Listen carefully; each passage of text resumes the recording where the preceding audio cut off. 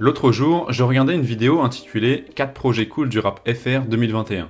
Vous connaissez peut-être son créateur, c'est la chaîne Le Potager. Et si je vous en parle, c'est premièrement parce que son travail est très cool et que je vous conseille d'aller voir ce qu'il fait, mais surtout parce qu'il évoque la productivité dans le rap français. Le fait qu'énormément de projets sortent chaque semaine et que la cadence de certains rappeurs puisse être néfaste pour la qualité de leur musique. Alors, comme il le dit, le nombre de sorties chaque vendredi est énorme, au point où beaucoup de ces projets se noient vite dans la masse, jusqu'à même tomber dans l'oubli. En plus de ça, le format album est de plus en plus discuté.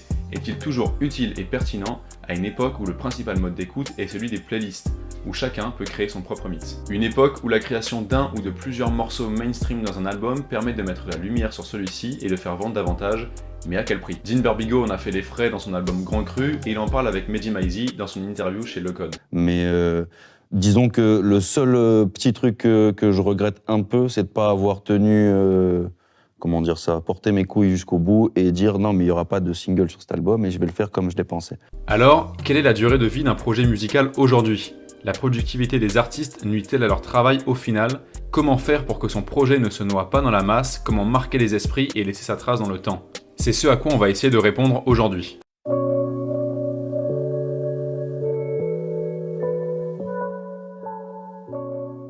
Savoir prendre son temps.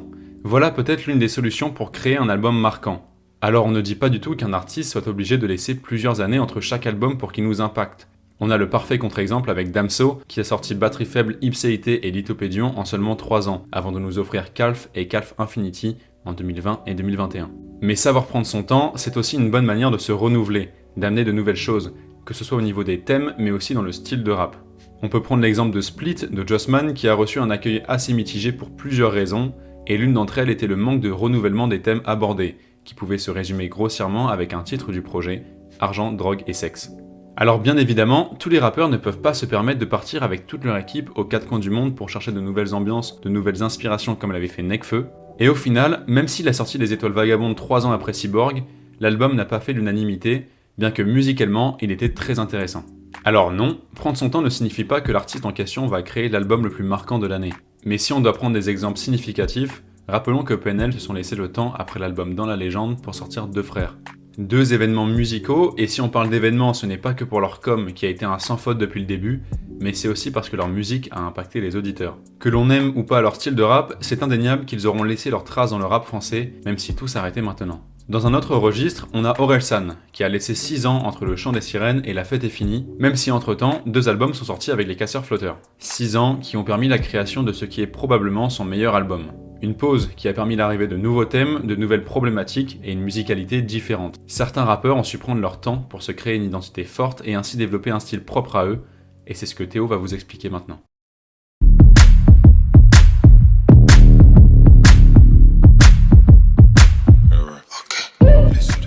Jul est probablement l'artiste français le plus productif qu'on connaisse.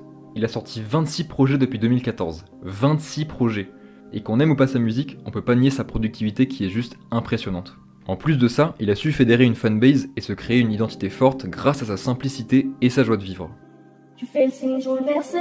Tout comme Jul, certains rappeurs ont su développer leur personnage et créer tout un univers autour d'eux sans pour autant être aussi productifs que lui. Quoi de mieux que d'avoir su créer une alchimie forte avec son public, qu'il soit composé de 500 personnes ou de centaines de milliers. Chérie, je parle. Hey.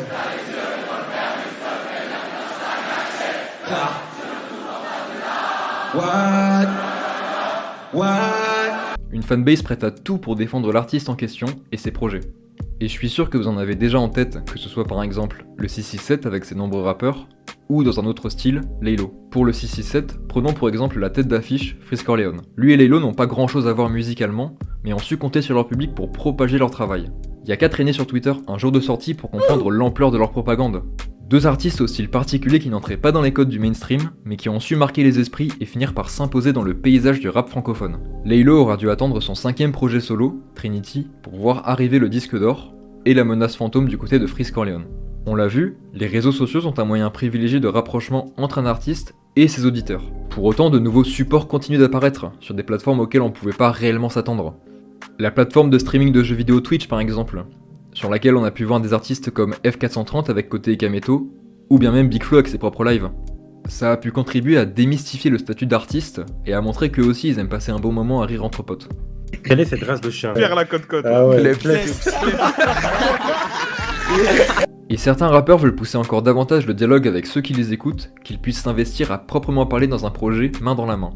C'est le cas de Sheldon, beatmaker de la 75e session, qui pour la sortie de son prochain album Spectre, en octobre, a lancé un financement participatif pour permettre à n'importe qui de contribuer à la création musicale en recevant en contrepartie différents avantages selon la somme investie. Le premier remerciement pour la participation financière, ça a été la création d'un serveur Discord où tous les contributeurs pouvaient se retrouver ensemble. Et au fur et à mesure de l'avancement du Kickstarter et de l'arrivée progressive de nouveaux membres dans le serveur, il y a une vraie communauté d'amis qui a vu le jour, tournée vers l'entraide et le partage de passion. Du membre de la 75e session au simple random, on peut se retrouver ensemble pour écouter des sons, participer à leur production au mixage, c'est ce que fait Sheldon en live lors de sessions d'écoute, ou simplement faire une game de LoL. Yeah, yeah, let's go. L'attention, elle change quand j'arrive. 2020 et 2021 ont été riches en projets musicaux. On a aimé se plonger dans l'univers de Trinity, voir Damso sortir le tant attendu Calf, regarder le second volet du film DCH mais aussi d'Infinite, et écouter tant d'autres artistes. Dean Burbigo, Isha, Népal, Esprit Noir, Varnish la Piscine, Limsa, Jossman, et je pourrais continuer très longtemps car la liste est longue. Mais s'il y a bien quelque chose qui nous a plu par-dessus tout, c'est de découvrir de nouvelles têtes, une nouvelle génération arrivée avec un vent de fraîcheur. Ils sont loin d'avoir commencé le rap l'année dernière, mais leur exposition s'est accentuée ces derniers temps. On peut vous parler de ce groupe qui s'est autoproclamé la New Wave, composé de nombreux rappeurs, Lafèvre, Dundee, Rally, Esti, Ginweve, Joachim, mais aussi de nombreux beatmakers qui les accompagnent, Ichi, Calimero, Hermès, Melby, Kosei, et tant d'autres encore, on peut les retrouver notamment sur SoundCloud. Et si on vous en parle, c'est peut-être parce que ce sont les sorties qui nous ont le plus marqué en 2020-2021, malgré toutes les autres grandes sorties. Dans un univers musical saturé de projets sortant chaque semaine, le fait d'arriver avec un style différent permet forcément de se démarquer. On a décidé de vous parler de ces jeunes rappeurs, mais il y en existe énormément d'autres qui méritent plus de lumière, même des gens installés depuis plus longtemps. On vous conseille vivement d'écouter ce qu'il se fait ailleurs, parce que ça permet de se rendre compte qu'il y a énormément de choses très intéressantes. En plus de ça, ça permet de prendre du recul face aux sorties dites plus mainstream, de rappeurs plus productifs, mais qui peuvent sortir des projets en dessous de ce que cette New Wave propose. Après, bien évidemment, peut-être que ça ne va pas vous plaire, on discute pas les goûts et les couleurs, mais nous, on voulait vous partager leur travail parce qu'on trouve ça important. En plus de ça, il est très agréable de voir que des médias s'y intéressent. On peut penser au freestyle grunge qui le font depuis des années avec énormément de rappeurs, mais aussi avec l'article sur Lafèvre dans Les Inrecuptibles.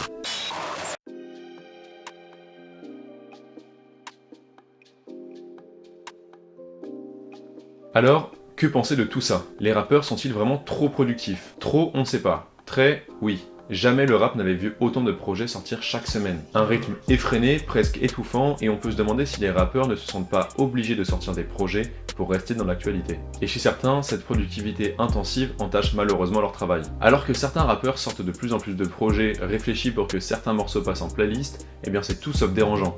Ces morceaux mainstream, on est bien content de les avoir en soirée. Mais au final, quelles traces ont laissé ces albums dans le rap français? Pour conclure, on vous laisse avec la vision de Benjamin Epps en interview avec Mehdi Maizi chez Le Code.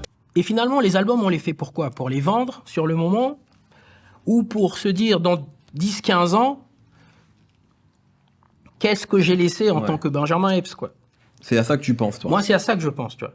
Et Alpha a une super formule, je crois. Je pense à mes derniers jours, pas au nombre de ventes de la première semaine, tu vois. Tout à fait. Ah, j'ai kiffé ça, ça m'a... Tu vois? C'est vraiment dans cet état d'esprit-là. Merci d'avoir suivi cette vidéo jusqu'au bout, on espère qu'elle vous aura plu. N'hésitez pas à nous le faire savoir en commentaire, en lâchant un like ou en partageant la vidéo et à vous abonner pour ne rien louper de la suite.